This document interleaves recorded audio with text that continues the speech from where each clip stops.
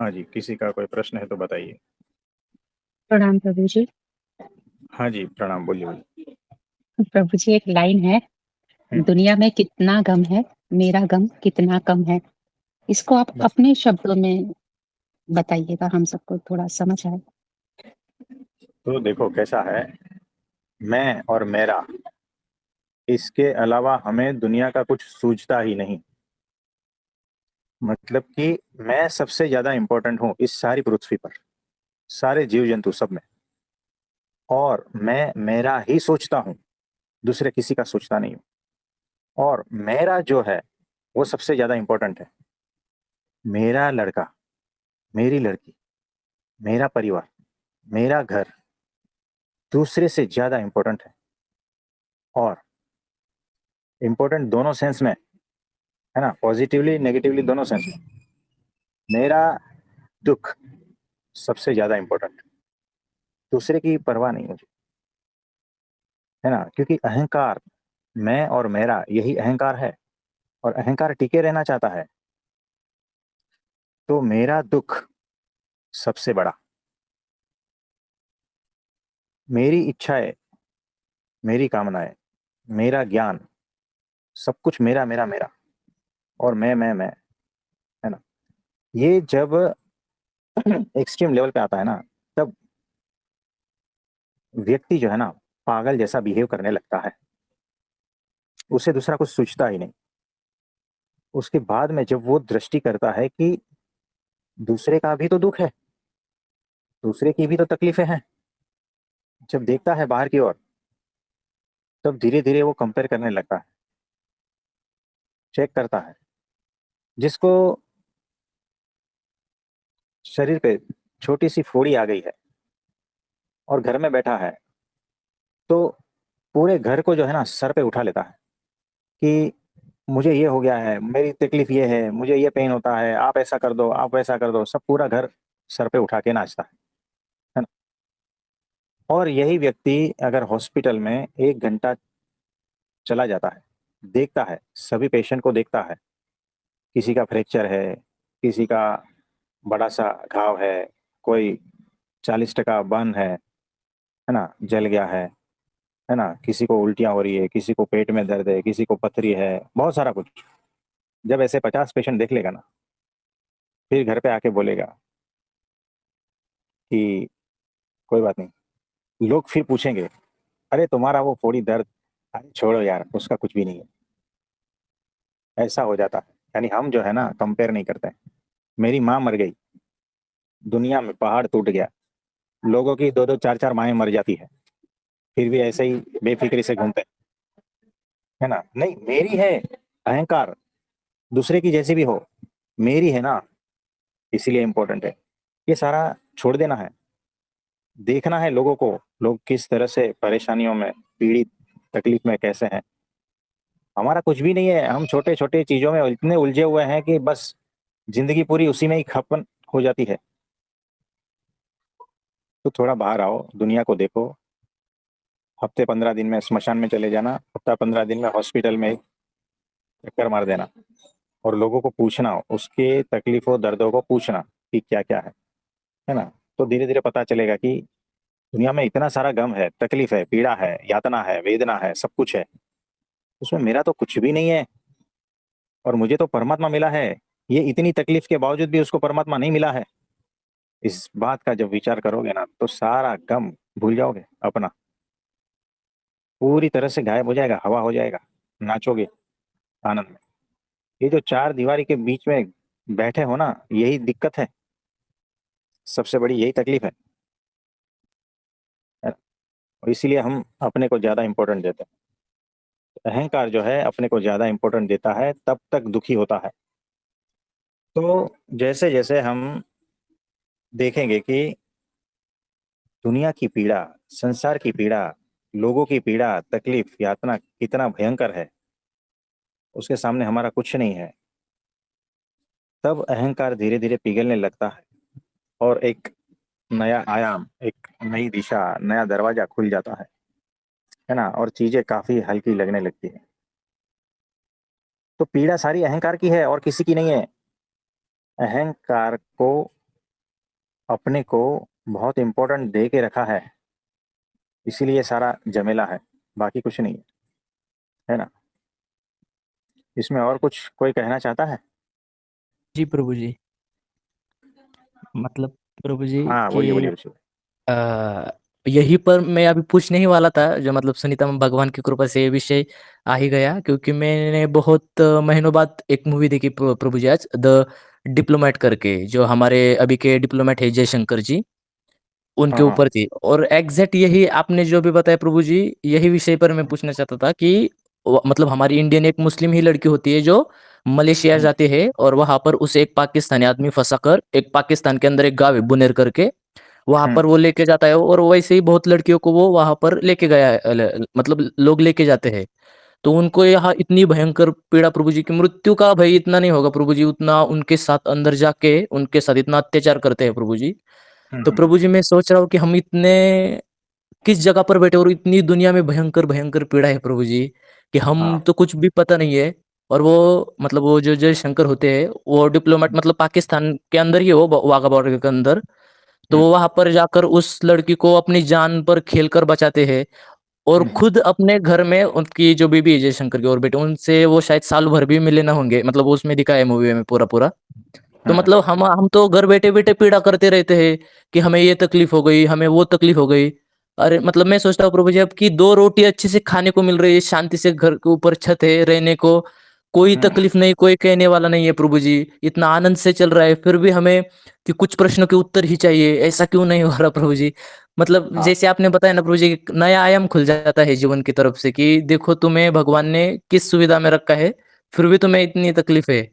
तो प्रभु हम्म। जी आप ही इसके बारे में और कुछ बता दीजिए तो ये प्रभु जी। क्या है कि जितनी भी पीड़ा है ना इस पृथ्वी पर, शारीरिक पीड़ाओं को छोड़कर सारी पीड़ाएं मानसिक पीड़ा है ना, और कुछ नहीं है। मन के ही सारे खेल है, मन की ही यातना पीड़ा दुख मन के ही है, सारे दुख मन के ही है। चेक कर लेना अभी तक, पैसे का इतना दुख नहीं है, शरीर का भी इतना दुख नहीं है। बहुत बड़ी बीमारी है, भयंकर यातना है शारीरिक, तो बात अलग है। लेकिन उसके अलावा जितनी भी दुख है ना, सारे मन के दुख है। उसने ऐसा कहा, बस यहां से स्टार्ट होता है मन के दुख। वो मेरे साथ ऐसा करता है, ये मन के दुख का स्टार्टिंग कारण है। मुझ पर ध्यान नहीं दे रहा है, ये दुख का कारण है। ये बहुत सारा ऐसा ही है, दूसरा दूसरा दूसरा, बस मेरे दुख का कारण दूसरा दूसरा दूसरा। अरे मेरे मन का ही सारा खेल चल रहा है दुख का, और कुछ भी नहीं है। और बस चार दीवार में बैठे बैठे हम इसी यातना में जीवन भर तड़पते रहते हैं। हकीकत में कुछ भी नहीं होता है। और बाकी जो बचा है ना, वो मेमोरी का दुख। मेरे साथ ऐसा ऐसा हुआ था। अरे भाई, तेरे साथ हुआ था तो सबके साथ हुआ था। नहीं, मेरा तो सबसे ज्यादा था। अरे कोई बात नहीं। नहीं, मेरा बहुत इंपॉर्टेंट था। अरे होगा, बात खत्म हो गई। अब तुम भी नहीं रहे, तुम्हारे भीतर भी जितने भी सेल्स है ना, वो भी चेंज हो गए हैं। लेकिन ये मेमोरी जो चल रही है ना भीतर, उसी को पकड़ के, नहीं मैं तो बहुत दुखी, परम पीड़ा में। अरे परम मौन में, परम शांति में चाहिए तो नहीं, परम पीड़ा में हम तो रहेंगे। परम कीचड़ हमें बहुत अच्छा लगता है। तो ये सारा कुछ खेल चल रहा है, सारा मन का ही दुख है, इसके अलावा कोई दुख नहीं है हकीकत में देखा जाए ना तो अगर किसी को कुछ दुख है, तो हम उनको और कोई जगह पे भेजेंगे जहां पर बहुत ही तकलीफ, नर्क जैसा है, तो उनको अच्छा लगेगा, है ना। फिर अपना ये जो प्रेजेंट वाला दुख है ना, वो अच्छा लगने लगेगा कि हम तो बहुत खुश है, ऐसा है ना। तो किसी ने भी छोटी छोटी बातों पे चिक चिक की ना, तो हम उनको नरक भेज देंगे, ठीक है। जी प्रभु जी। हाँ, और किसी का कोई प्रश्न है तो बताइए।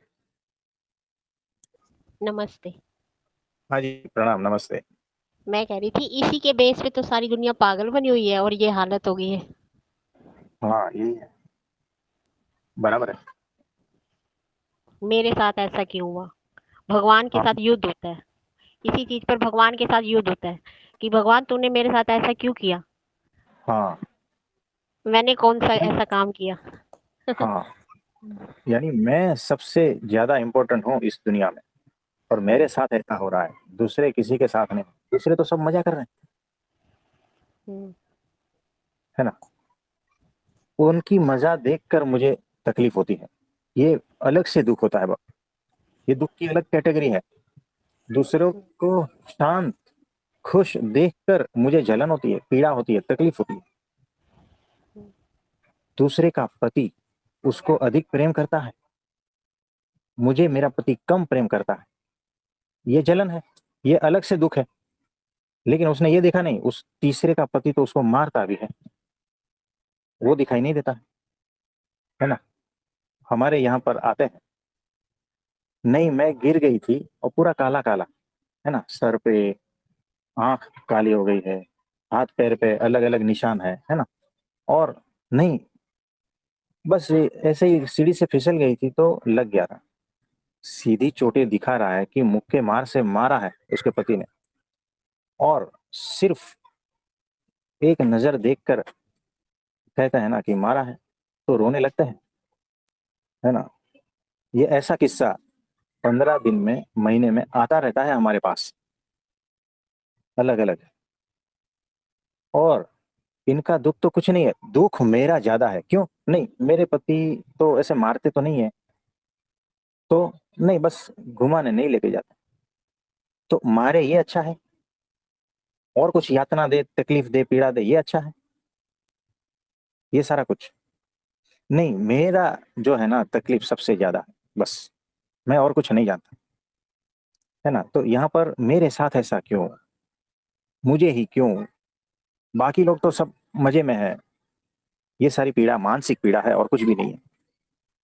हाँ, मैं ये कह रही थी, जैसे आपने कहा ना कि 1-2 महीने बाद केस ऐसा आ जाता है कि उन्होंने मारा या पत्नी को मारा या पति घुमाने नहीं लेके जाते, तो वो मतभेद उनके बीच में काफी लंबे समय से चल रहा है ना, तो वो विचारों के बेस पे जो चल रहा है, तो ये जो चीज होती है ये कितना बंदे को घुमाती रहती है विचारों के बेस पे ही।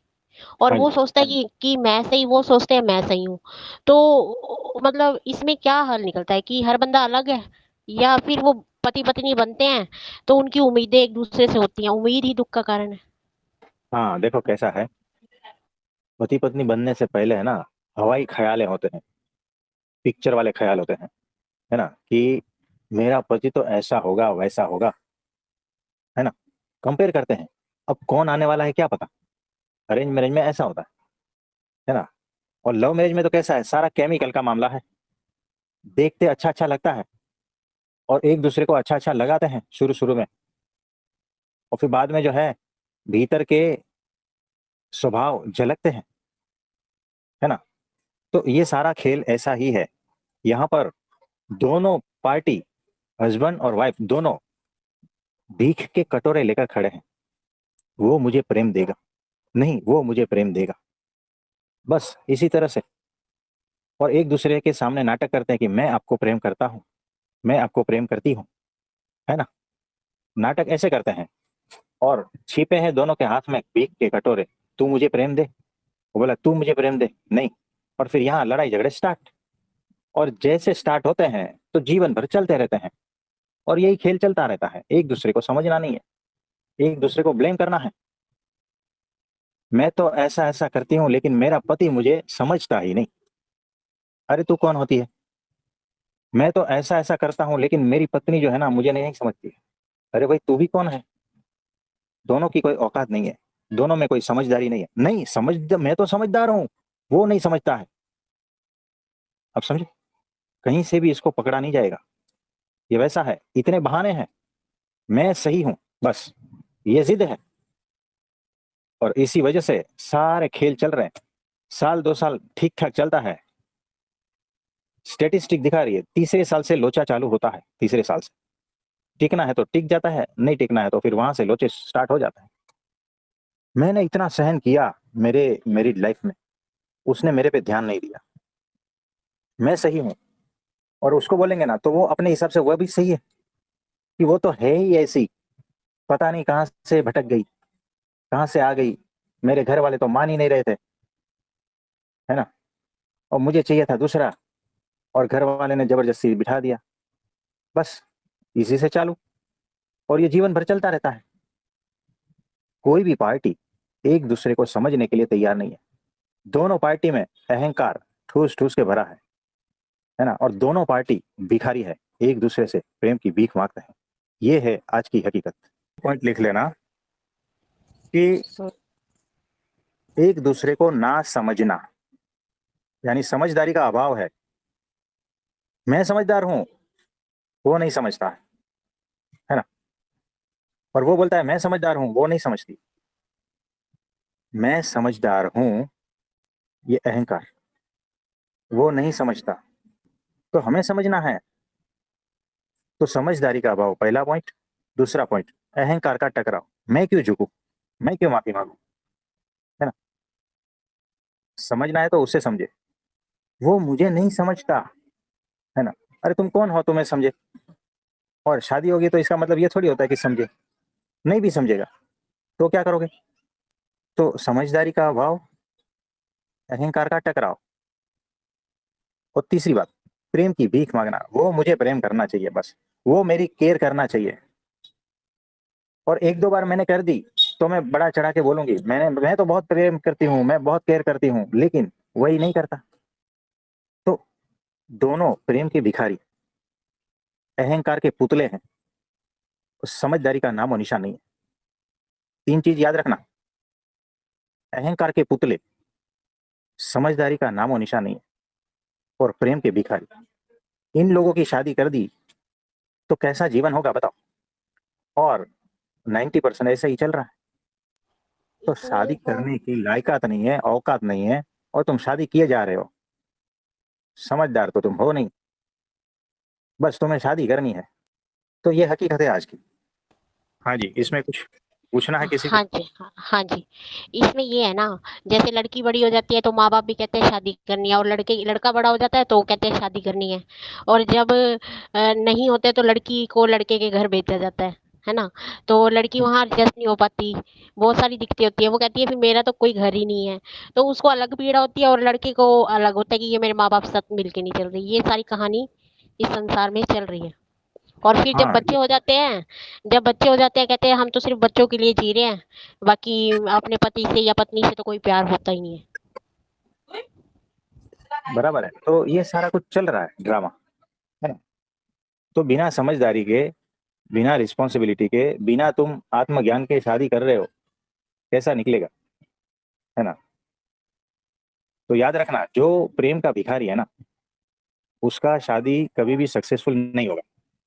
उसकी अपेक्षाएं ज्यादा रहेगी।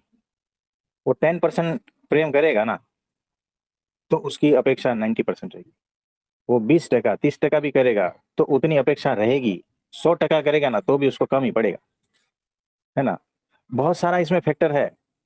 और माँ बाप भी जो है ना, वैसे ही है। अपने बच्चों को फिर क्या देंगे संस्कार, और क्या समझाएंगे उनको। इसी तरह से सब सारा खेल चल रहा है, साइकिल, है ना। जो खुद खुद का लग्न जीवन ठीक से नहीं चल रहा है, अपने बच्चों को क्या सलाह देंगे, क्या सिखाएंगे। वो भी वैसा ही है। साल 2 साल में वो भी गड़बड़ निकलेगा। 36 लाख का पगार है, पिछले साल शादी हुई है। 36 लाख साल का पगार है, साल का। एक साल में टूट गया। घरेलू प्रॉब्लम छोटे छोटे। अरे एक का एक लड़का, लड़के के माँ बाप एजुकेटेड है, प्रोफेसर। क्या प्रश्न हो सकता है ऐसे घर में। प्रॉपर्टी है करोड़ों की, कौन से प्रश्न है बताओ। मन के सारे खेल है, मन के प्रश्न है। अरे बहू ने चावल ज्यादा बना दिया, अब जो है एक कटोरी चावल ज्यादा बचा है, उसको फेंकना पड़ता है। करोड़ों की प्रॉपर्टी है, सासू का स्वभाव ऐसा है। कौन से झगड़े हैं, स्वभाव के झगड़े हैं यहाँ पर। दुख कौन सा है, स्वभाव का दुख है। कोई एडजस्ट नहीं करना चाहता। एडजस्ट करे तो वो करे, मैं क्यों, मैं तो सही हूं। ये जो एटीट्यूड है ना, वो सारा भांग तोड़ कर देगा, गृहस्थ जीवन नर्क बना देगा। एडजस्ट करना है तो उसको करना है, मैं क्यों करूं। बस मैं सही हूं, दूसरा सही नहीं है। छोटी छोटी बातें। अरे थोड़ा सा एडजस्ट करना सीख लो, और थोड़ा सा तो क्या ज्यादा भी करना पड़ता है। वो ज्यादा तो क्या, पूरा का पूरा मुझे ही एडजस्ट करना है। अगर मुझे मेरा लगने जीवन बचाना है तो, और नहीं बचाना है तो कोई बात नहीं, तोड़ दो। वो दूसरी जगह पे कोई गारंटी थोड़ी है, वहां पर भी उससे बदतर नहीं निकल सकता है। तो ये सारा ड्रामा चल रहा है। तो माँ बाप अपने बच्चों को कैसी शिक्षाएं देंगे? शादी के बारे में खुद का भी ठिकाना नहीं है। बस शादी कर दो ना तो प्रॉब्लम सॉल्व हो जाएगा। अरे भाई, प्रॉब्लम बढ़ेगा। एक तो प्रॉपर नॉलेज नहीं देते हो, है ना, और उनको शादी में धकेल देते हो। ये सबसे बड़ी मिस्टेक माँ बाप कर रहे हैं। बच्चा अभी परिपक्व नहीं है, जिम्मेदार नहीं है, किस तरह से कौन सी चीजों को हैंडल करना चाहिए, कहाँ एडजस्ट करना चाहिए। सबके माइंड ऐसे ही है, वो रील जैसे स्क्रॉल करता है ना, उसी तरह से। धीरज धैर्य की कमी है सबके जीवन में। मन ऐसे सारे के फटे फटे हैं सबके। तो ये सारे बहुत सारे प्रश्न हैं, बहुत सारे हमारे पास बहुत सारे आते हैं ऐसे, है ना। यही खेल चल रहा है। तो इसमें और कुछ पूछना चाहते हो? इस पे मैं पूरा ये चैनल बनेगा, है ना। हाँ जी। ये अगर हम बोलते जाएंगे ना, तो इतनी कहानियां और इतना सारा कुछ है ना कि पूरा चैनल ही इस टॉपिक पर चलता है, ऐसा हम बता सकते हैं, है ना। और इतना बताने के बाद भी सॉल्यूशन कुछ नहीं आएगा। क्यों? अरे मुझे थोड़ी एडजस्ट करना है, एडजस्ट तो सामने वाले को करना है। बस हमने कहा ना कि शादी के पक्ष में जो है ना, दोनों पार्टियों में, दोनों अहंकार के पुतले हैं। समझदारी दोनों में नहीं है। खुद को बहुत समझदार समझते हैं, लेकिन हमारी दृष्टि से बिल्कुल बेवकूफ है। तो अहंकार के पुतले, प्रेम के भिखारी, और बेवकूफ, समझदारी की कमी, ये ऐसे लोग इकट्ठा होकर जीवन जी रहे हैं, दोनों के दोनों, थोड़ा कम ज्यादा, लेकिन ऐसा चल रहा है। और उनके बच्चे में भी वही संस्कार, और फिर वो भी वैसा ही चलेंगे। वो तो जमाना और भी खराब है। थोड़ा भी सहन शक्ति ही नहीं है किसी में। अभी की जनरेशन में बिल्कुल भी सहन शक्ति नहीं है। तुरंत जैसे बॉम्ब ब्लास्ट, फाइट, ये सब कुछ, है ना, बिल्कुल भी सहन शक्ति नहीं है। उसने ऐसा किया ही क्यों? मेरे साथ ऐसा किया क्यों? बिल्कुल भी समझ शक्ति की जीरो लेवल पे है, बिल्कुल। सहन शक्ति, ये नेक्स्ट जनरेशन की बात कर रहा हूँ, यंगस्टर की बात कर रहा हूँ मैं। इसमें सहन शक्ति जीरो लेवल पे है, धैर्य की बिल्कुल कमी है, पहली बात। समझदारी की बिल्कुल कमी है। गुस्सा आसमान पे है, अपेक्षाएं आसमान पे है ना। इच्छाएं बहुत फैली हुई है, वासनाएं फैली हुई है। ये सारा खेल चल रहा है, ये अभी की जनरेशन है। और ऐसे दो की शादी कर दो, साल भर टिका के देख लो, ये चल रहा है। ख्वाब बड़े बड़े हैं, करना कुछ नहीं है। ये हकीकत है, हमारे सामने बहुत सारे केसेस आते हैं। प्रभु जी, इसमें क्या ये इम्पोर्टेंट कारण हो सकता है कि हमसे एक्सपेक्ट किया गया, तो अब हम आगे एक्सपेक्ट कर रहे हैं। हमें जो ट्रॉमास मिले थे वो हम आगे अपने बच्चों में ट्रांसफर करे जा रहे हैं, बिना सोचे समझे बेहोशी में। हाँ, ये ऐसा ही है, यही तो चल रहा है। मेरे साथ ऐसा हुआ ना, और वही सारा घर में चल रहा है ड्रामा, और बच्चों के ऊपर वही असर हो रही है। तो बिल्कुल भी होश नहीं है, समझदारी का अभाव है ना, हमने कह दिया ना। तो जनरेशन, नेक्स्ट जनरेशन बद से बदतर होती जाएगी, याद रखना। संस्कार ही नहीं है। हम जिसको संस्कार कहते हैं वैसे संस्कार की बात नहीं हो रही है ना। आपको तो ऐसा लगेगा कि हमारे बच्चे बहुत संस्कारी है। मैदान में उतार के देखो, सारे संस्कार बाहर निकल जाएंगे, है ना। ये ऐसा है, हम जिसको संस्कार कहते हैं वो संस्कार नहीं है, वो बात ही नहीं है। तो ये सारा खेल चल रहा है। तो प्रभु जी, नेक्स्ट जनरेशन को भी दोष देने से पहले तो हमें खुद को पहले समझदार बनना होगा ना, क्योंकि हम वो एग्जैक्टली। जो नेक्स्ट जनरेशन सहनशील नहीं है, उसका रीजन यही है ना कि बचपन में उनके साथ हम सहनशील नहीं थे। हमने हाँ, उनके साथ सेम पैटर्न यूज किया है, तो उन्होंने यही सीखा है कि ऐसा ऐसी बात होने पर ऐसे ही रिएक्शन देना चाहिए, तभी लोग झुकते हैं। बराबर है, एग्जैक्टली ऐसा ही है। तो ना माँ को पता है ना बाप को पता है कि वो अपने बच्चों में क्या डाल रहा है ना। और फिर वो बच्चा जो है ना, बड़ा होकर वट वृक्ष बनता है ना, हमें ही गाली देता है, हमें ही मारता है, और फिर जहां जाता है वो घर भी बर्बाद कर देता है। और हम हैरान होते हैं कि ये आया कहाँ से इसके भीतर। अरे भाई, तुमने इसे कॉलेज में पैसे देकर भेजा था, बिना संस्कार के, है ना। तो वहां तो वैसा ही है। और एक उम्र तक आपकी मानेगा, उसके बाद आपका रहेगा ही नहीं, है ना। उसके बाद किसी की सुनेगा नहीं, अपनी इंद्रियों की सुनेगा। ऐसा है। तो जब बचपन में संस्कार देने का वक्त था, तब हम कमाने में लगे थे, अपना नाम करने में लगे थे, रिश्तेदारी में मौज मजा में लगे थे, और बच्चों की ओर ध्यान ही नहीं दिया। तो वो ऐसे ही बड़े हो गए, किसके सहारे? समाज के सहारे। और समाज क्या है? जहर है। लोग क्या है? जहर है। तो उनके सहारे बच्चों को छोड़ दिया। स्कूल में, कॉलेज में आज देखो कैसा वातावरण है, कितनी गालियां बोलते हैं। हमारे यहाँ देखो ये चालू है, लेकिन हमारे यहाँ रोड से पास होते हैं, 10 साल का बच्चा गालियां देके जाता है, झगड़ते हैं। ये चल रहा है सब कुछ।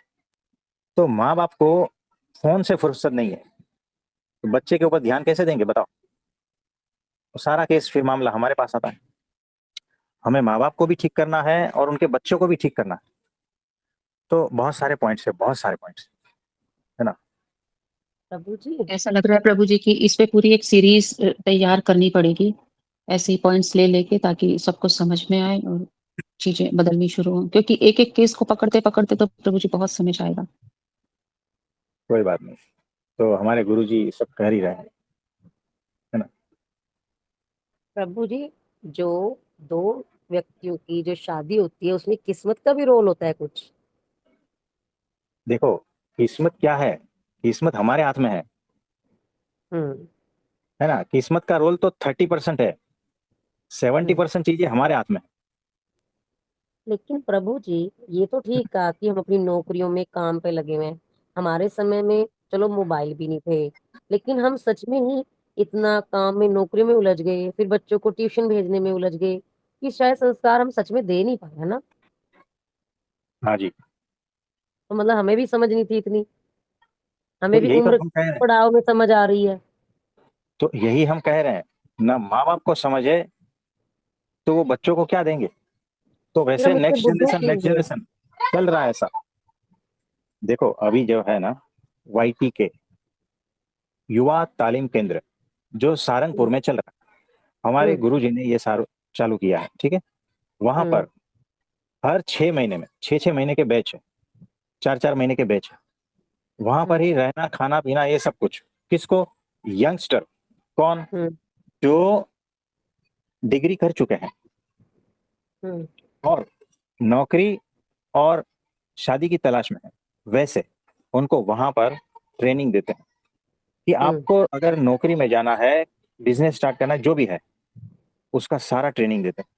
6 महीना उधर रखते हैं, खाना पीना, और अलग अलग फील्ड के जो प्रोफेसर्स है, हम्म। जो अलग अलग फील्ड के टॉप है, उनसे वो हम्म। ट्रेनिंग लेते हैं, उनके लेक्चर सुनते हैं। यानी देखो, इंटरव्यू किस तरह से देना है, हम्म। वहां से लेकर ऑफिस में किस तरह से बिहेव करना है, हम्म। उसका डिपार्टमेंट। फिर अगर शादी हो गई है तो किस प्रकार की, देखो उसमें लड़के और लड़कियां दोनों हैं, तो लड़के हम्म। हैं तो किस प्रकार की लड़कियों को पसंद करोगे, है ना। हम्म। कौन सा गुण वो देखोगे, बहुत सारा हम्म। कुछ है ना। उस हिसाब से ट्रेनिंग देते हैं। और लगन जीवन हो गया, उसके बाद में लड़की को किस तरह से ससुर में बिहेव करना चाहिए, ससुराल में। हम्म। तुम डिग्री हो चुकी है, इसका ये मतलब नहीं है कि तुम शादी के लिए रेडी हो, नौकरी के लिए रेडी हो, ऐसा नहीं है। उसकी ट्रेनिंग दी जाती है। वहां पर किसी से कोई फीस नहीं ली जाती, हम्म। सब अनुदान में चलता है। हम्म। यानी 200 स्टूडेंट्स को वहां रख के 6 महीने ऐसे कंटिन्यू हम्म। चालू है, 6 6 महीने के बैचेस। हम्म। आप समझ रहे हो। तो उनका तो खाना पीना, रहने का, और ये सारा ट्रेनिंग का ये खर्चा हम्म। होता है, लेकिन सारा फ्री में। क्यों? क्योंकि हम्म। मेरा समाज बिगड़ेगा अगर मैं इस पर ध्यान नहीं दूं तो। ये मेरे गुरु की चिंता है। आप समझ रहे हो। ये हाँ कोई ऐसी जी। जादुई छड़ी थोड़ी है कि चलो बेटे आशीर्वाद दे दिया तो हो गया, ऐसा थोड़ी है। हम्म। ये मजाक है क्या, लग्न जीवन, है ना। तो ये सारा कुछ संस्कार दिए जाते हैं, पता है इनको संस्कार नहीं मिले हैं, इनके माँ बाप ने ऐसे ही छोड़ दिए हैं, तो हमारे गुरुजी ने ये सारा कुछ उठाया है, ये चल रहा है ट्रेनिंग। तो प्रभु जी, यदि कोई बच्चे मान लो उनको शुरू से संस्कार नहीं मिले, तो वो बच्चे जवान होके डिग्री वाले बच्चे वहां पे फिर 6-6 महीने कैसे रह जाते हैं? देखो उनके माँ बाप हम्म, उनको कहते हैं कि तुम्हें ऐसा चीज लेना है, और उनकी समझ में भी आता है कि हाँ, समाज के सामने लड़ाई लेने से पहले मुझे ट्रेनिंग लेनी पड़ेगी। हम्म, सीधा युद्ध के मैदान में उतरते हो ना, सीधी शादी कर दी बिना कुछ हम्म, ट्रेनिंग के, है ना, कि कैसे बिहेव करे, ये कुछ नहीं है, कैसी समझ है कुछ नहीं है, कैसी जिम्मेदारियां आती है कैसे, कुछ भी नहीं पता, और सीधा शादी कर दिया। नहीं, सीख लेंगे, कैसे सीख लेंगे, हम्म, है ना। तो ये बच्चे जाते हैं क्यों? क्योंकि उसके माँ बाप जागृत है कि मुझे हम्म, मेरा जो यंग लड़का है उसको ये ट्रेनिंग से गुजारना है। मैंने तो इसको संस्कार नहीं दिए हैं, लेकिन वहां पर संस्कार मिल रहे हैं तो मैं ले लूं, हम्म, है ना। तो बच्चे को उसमें भेजो, ये होता है, ये सारा कुछ चल रहा है अभी। हम्म, तो ये अभी छोटे लेवल पे है, हम्म। धीरे धीरे सब जगह पे ये शुरू होगा। प्रभु जी, आजकल बच्चों में जैसे थोड़ा पैसा कमाने की होड़ ज्यादा है। जैसे ठीक है, हाँ, मैं गवर्नमेंट जॉब में हूँ, लेकिन मुझे शुरू से ये ठीक था कि हाँ नौकरी करनी है, कमाई आ रही है, लेकिन मैं सच्ची में ये बता रही हूँ, मैं 46 एज की होगी, मुझे ये नहीं पता मेरी तनख्वाह कितनी है मेरे, जबकि हस्बैंड और बोलते हैं कि तू तो बुद्धू है, टीचर बन गई है, तेरे को ये नहीं पता तेरी तनख्वाह कितनी है। मतलब ठीक है, आ रहा है घर में पैसा, लेकिन मुझे इतना इंटरेस्ट नहीं है। लेकिन बच्चों में आजकल ये बड़ा ज्यादा है कि हाँ ऐसा होना चाहिए, ऐसी गाड़ी होनी चाहिए, ऐसा ये होना चाहिए। मतलब ये भावना उनके अंदर फिर कैसे आई जब माँ बाप ने नहीं दी?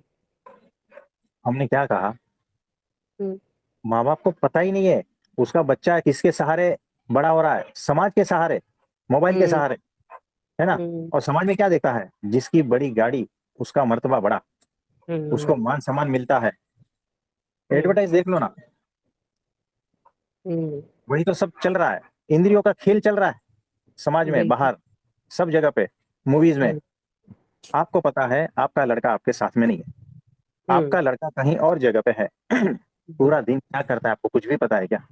नहीं, उनके माइंड में कौन सी चीज जा रही है कुछ भी पता है क्या? नहीं, कुछ भी नहीं। फिर वो किसके सहारे है, आपके सहारे? क्या आपके संस्कार उसमें है? हम्म, चलो आप बहुत संस्कारी हो, लेकिन आपके संस्कार क्या आपके बच्चे में हम्म। है ना?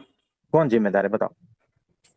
मम्मी जिम्मेदार है। फिर प्रभु जी, हम शादियां ही हमारी क्यों होती हैं?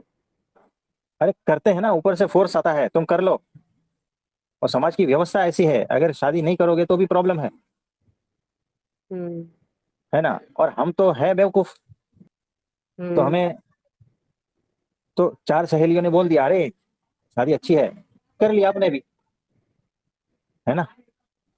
नहीं प्रभु जी, मुझे तो पता ही नहीं था, मेरी तो उम्र ही छोटी सी थी। सबका यहाँ यही खेल चल रहा है ना। हम्म। लेकिन अभी तो थोड़े समझदार हुए हो, तो अब नेक्स्ट समझदार जनरेशन हूँ। को वो समझदारी ट्रांसफर करनी है। हम्म, नहीं तो इसी प्रकार से सारा कुछ खेल चलता रहेगा, साइकिल ऐसी चलेगी।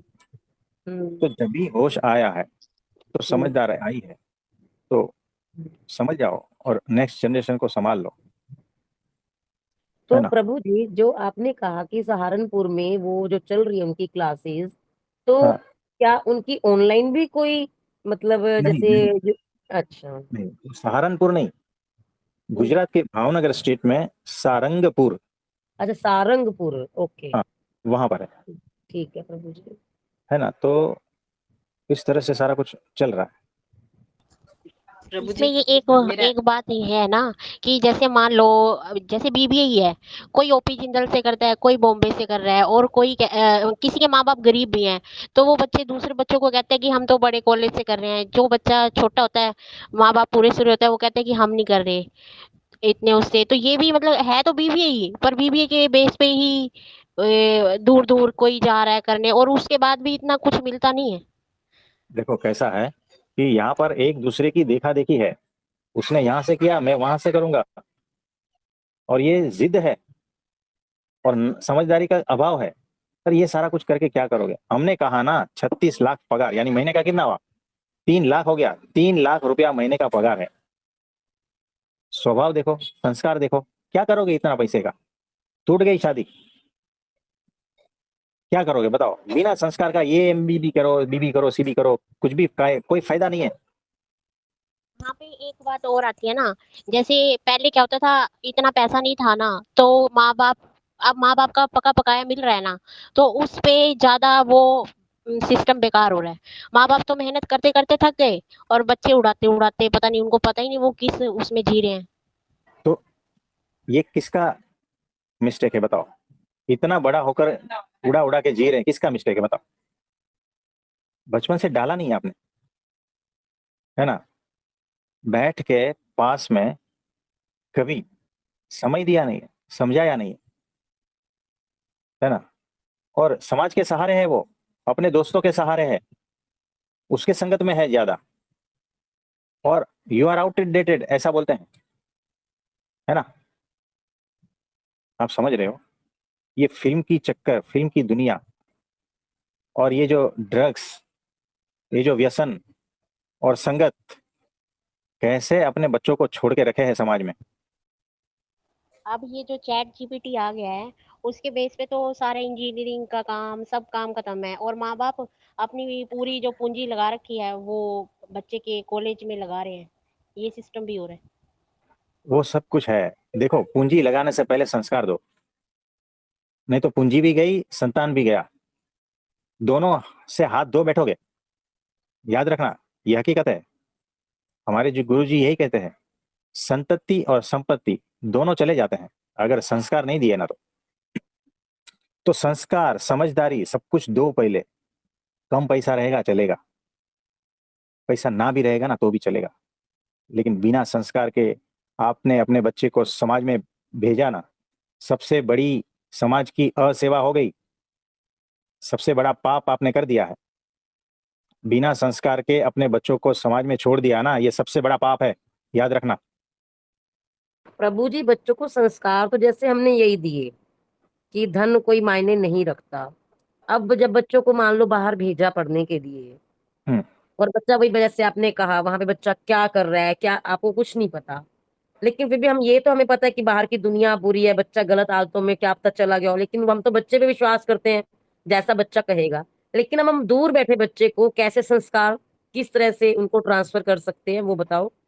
देखो, हर रोज फोन से जुड़ना है, कम से कम आधा घंटा टाइम निकालना है, और उनसे कांटेक्ट में रहना है, और अच्छी बातें करनी है, और घर सभा करनी है कि भाई तेरा कुछ प्रॉब्लम है तो बता, कुछ ए चीज जो है जो तू हमें नहीं बता सकता है तो तेरे पापा को बता, उनसे नहीं बता सकता है तो कोई ऐसा व्यक्ति है जो समझदार है, उनको बता।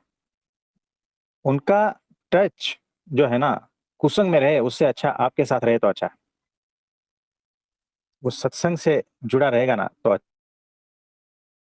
संस्कार से जुड़ा रहेगा तो अच्छा है। तो ऐसा कुछ ना कुछ उपाय करना ही है कि कम से कम आधा घंटा उसके लिए निकालना ही पड़ेगा डेली, तब जाके बात बनेगी। प्रभु जी, हाँ, जो आपने कहा ये सब तो हम करते हैं। अब जैसे मान लो बच्चे का जन्मदिन हुआ, अब बच्चा पैसे के लिए कहे मान लो, है ना, और हम्म। मेरी वही सीधी सी बात है, मेरा बेटा बॉम्बे में है जैसे, हम्म। अब जैसे उसके मान लो फ्रेंड्स हैं, देखो हम्म। जैसे कॉलेज में आते हैं, अब वो पार्टी मान लो उन्होंने की तो हमारा बच्चा भी उनके साथ गया, और अब हम्म। उसका बर्थडे आया तो उसने भी पार्टी दी। ठीक है, उसने हमसे पैसे मांगे, लेकिन मतलब इतने ज्यादा भी नहीं मांगे और कम भी नहीं मांगे, फिर हम्म। भी हमारी आदत होती है हम उससे उसको थोड़ा सा कम ही देते हैं, जैसे भाई हम्म। बेटे तुमने मैनेज करना है, तुमने पैसे जमा किए होंगे, या ऐसे ऐसे करके हम हम्म। करते हैं बात। हम्म। लेकिन फिर भी हम उस चीज से बच्चे को कैसे बचा सकते हैं? लेकिन वो बच्चा जो उसके दोस्त है वो बच्चा भी बहुत अच्छा है वैसे तो, लेकिन है वो बहुत अमीर लोग, हम्म। तो तो ऐसा होता है, फिर देखो कैसा है कि बच्चे के संगत में कौन कौन से फ्रेंड है और उनका नेचर क्या है ना, उसकी जानकारी आपको होनी चाहिए, है ना? क्योंकि हाँ वो जी, संगत की जानकारी अगर नहीं रहेगी और कोई गलत संगत एक दो लड़के के उसमें फंस गया तो आपसे झूठ भी बोल सकता है वो, और फिर हाँ वो जो जी, है ना कुछ ऐसा कांड करेगा ना कि आपको डायरेक्ट पुलिस चौकी बुलाएंगे। उनके फ्रेंड्स को हम जानते हैं, उनकी नेचर को जानते हैं हम, इसीलिए बीच बीच में वहां पर हाँ। जाते हैं, 2-3 महीने के बाद तो उनके साथ 4-5 दिन रहते हैं। तो ये अच्छी बात है। हाँ जी। है ना? तो इसी तरह से जो है आपको उनके फ्रेंड सर्कल को देखना है, उनके फ्रेंड सर्कल से भी जो है ना बीच-बीच में बातें करते रहनी हाँ जी। है ना? तब पूरा माहौल पता चलता है कि भई क्या हो रहा है एग्ज़ैक्टली, है ना? हाँ क्योंकि जी। कभी न कभी जो है ना कोई ऐसे पॉइंट पे कुछ न कुछ बातें निकल जाती है हाँ जी। कि आपके बच्चे के बारे में सब कुछ बता देगा, है ना? हुँ। तो बातचीत जो है चालू रखनी है, आप उनके कॉन्टैक्ट में रहना है, कॉन्टैक्ट अगर नहीं रहेंगे ना, तो फिर वो गया, आपका बच्चा हाँ, गया समझ लेना, हाँ जी। तो ऐसा है। ठीक है प्रभु जी। प्रभु जी। हाँ जी, बोलिए, बोलिए। हाँ, प्रभु जी इसी सिलसिले में कुछ बात करना चाहते हैं। जैसे अभी मेरा लड़का है, तो हाँ, अभी इतना बड़ा भी नहीं है और वो एकदम छोटा भी नहीं है। तो अब ये हो हुँ, सकता है कि थोड़ा उसे बहला-फुसला करके जैसे हम प्रमुख स्वामी जी महंत स्वामी जी से हम दर्शन करवाने के लिए लेकर के जा रहे हो। चाहे वो बहुत दिल से नहीं आ रहा है, लेकिन फिर भी आ रहा है क्योंकि इतना बड़ा नहीं हुआ है, तो थोड़ी बात मान भी लेगा। तो इस तरह से हम उनको उस दिशा में लेकर के जा सकते हैं। ऐसा अगर मुझे लग रहा है। दूसरी बात कि जब हम वहाँ दर्शन करके आए और हमने जब वहाँ की सारी बातें की, तो मतलब आजकल के बच्चे बहुत इंटेलिजेंट होते हैं। अगर वहाँ उनका जहाँ पे भी मन लग गया तो वो हमें बहुत आगे बढ़ जाते हैं। तो उस रात में जब मेरे से उनसे बात हुई तो नेक्स्ट डे वो मुझे बोलता है, मम्मा आपको जितना नहीं पता है महंत स्वामी जी के बारे में सब मैं जानता हूँ। क्योंकि वो सारी रात नेट पे सर्च किया और वो पूरी शक्तियाँ फिर उन्होंने फिर नीलकंठ स्वामी का पिक्चर्स देखने लग गया। तो एक ही दिन में वो बहुत कुछ समझ में आ गया। तो मैं ये कहना चाहती हूँ कि आजकल के बच्चे की दिमाग बहुत तेज है। वो जिस क्षेत्र में भी अगर अभी जा रहे हैं, वहाँ पे वो बहुत आगे बढ़ सकते हैं। तो उस उनका जो वो शक्ति है, उनकी वो जो उनकी वो इच्छा शक्ति को अगर हम कहीं न कहीं हल्के से उसको हम रास्ता दे सकते हैं। जैसे ज़बरदस्ती ही सही जैसे मैंने अभी कहा, ऐसे अगर हम लेकर के जा रहे हैं सत्संग में ऐसा, तो प्रभु जी वहाँ पे उनका जो संग है अभी का, वहाँ से छूट सकते हैं ना? हाँ धीरे-धीरे जी, उनमें हम एग्ज़ैक्टली। ये बहुत हाँ, अच्छी बात कही आपने और इसी तरह से ही जो है देखो, बच्चों में शक्तियाँ बहुत रहती है, उनमें दिमाग रहता है, उनमें टैलेंट रहता है, सब कुछ है। हमें उनको प्रॉपर गाइड करके पुश करना है, हमारा उतना ही काम है बस।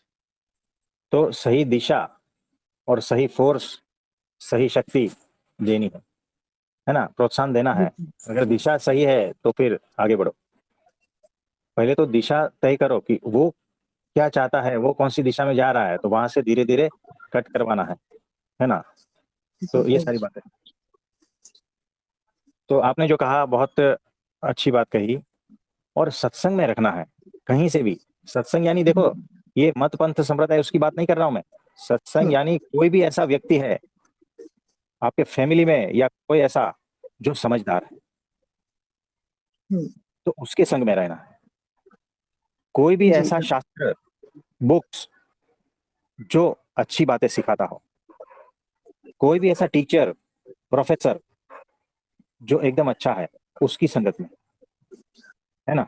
कोई भी ऐसा धर्मगुरु जिसकी बातें वो मानता हो और वो अच्छा हो, तो उसकी संगत में। कोई ऐसा फ्रेंड जो बहुत ही क्या कहते हैं कि जो सुशील है और समझदार है, धीर गंभीर है ना?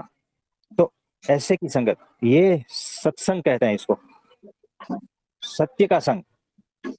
कोई जो है ऐसा, तो वहाँ से फिर आगे और बढ़ा जा सकता है। तो सत्संग यानी समझदार लोगों का संग, समझदार शास्त्रों का संग, समझदार बुक्स का संग, समझदार सीरियल का संग, आप समझ रहे हो? तो प्रभु जी। इसी सत्संग में रखना है किसी भी तरह से। अगर वो धर्म, मत, पंथ, संप्रदाय में नहीं मानता है तो कोई बात नहीं। कोई जी, तो प्रभु आपके जी। फैमिली में आस-पास कोई दोस्त ऐसा रहेगा, जो बहुत ही समझदार है, जी, उसके प्रभु संग में जी। रहो, है ना? प्रभु जी ऐसे ही होता है जब वो हॉल में बैठा रहेगा तो हमें टीवी पे सहमानंद स्वामी जी का सत्संग लगा देते हैं ताकि वो कहीं न कहीं सुने।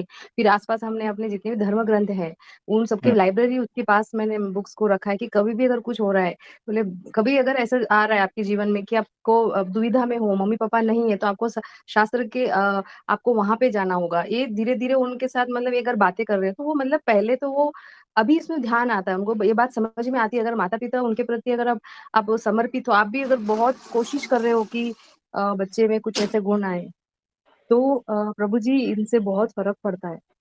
हाँ जी, बराबर है, बराबर है। तो कोई भी माता-पिता है उनको मतलब हताशा, निराशा जैसा नहीं है। हाँ, जो हो चुका है, हमें उसका खेद है, पछतावा भी है, पर अब हम कर क्या सकते हैं? तो प्रभु जी जितना हमसे प्रयत्न हो रहा है, और आपका आशीर्वाद प्रभु जी की बच्चे सही सच्चे संग में रहे और उनका भी कल्याण हो। धन्यवाद हाँ, प्रभु जी। तो भगवान से प्रार्थना करते हैं कि जितने भी बच्चे हैं सबको सत्संग की प्राप्ति हो, सब सही रास्ते से चले और सबके विवेक जागृत हो, सब समझदार बने, ऐसा भगवान से प्रार्थना करते हैं। तो सबको बहुत बहुत आशीर्वाद देते हैं। सबका बहुत बहुत धन्यवाद। सबको नमस्ते।